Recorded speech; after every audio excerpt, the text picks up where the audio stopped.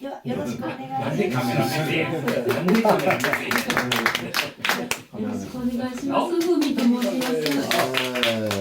今日は呼んでいただきまして長さんありがとうございます。でご心配おかけしましてすみませんでした。ギリギリの時間に来ちゃったもんですから。で私すごい方向音痴で前にすごい迷ってしまったことがあって、そう反対側に行っちゃって周さんにお迎え来ていただいたことがあったんで、また迷ってるんじゃないかとご心配おかけしましてすみませんでした。